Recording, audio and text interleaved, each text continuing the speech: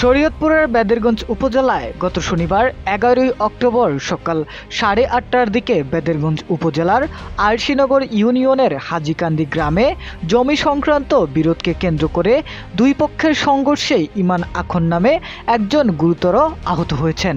প্রত্যক্ষদর্শী ও পরিবারের বরাত দিয়ে জানা যায়, দীর্ঘদিন ধরে জমি নিয়ে বিরোধ চলে আসছিল। গত শনিবার সকালে বিরোধে উত্তপ্ত হয়ে কথা কাটাকাটির পর হঠাৎ হাতাহাতিতে রূপ নেয়।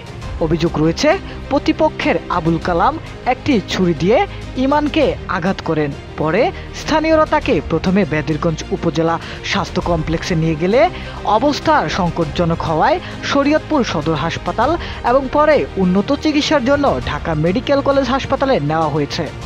এ বিষয়ে আহত ইমান অভিযোগ করে বলেছেন, আবুল কালাম ইচ্ছাকৃতভাবে ছুরি দিয়ে তাকে আঘাত করেছেন।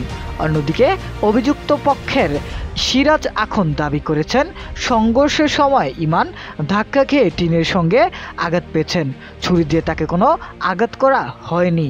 সখীপুর থানার ওসি জানান, উভয় পক্ষের অভিযোগ দায়ের করেছে। ঘটনার সত্যতা ও ঘটনাচক্র যাচাইয়ের জন্য তদন্ত শুরু হয়েছে। তদন্তের পর আইনগত ব্যবস্থা নেওয়া হবে।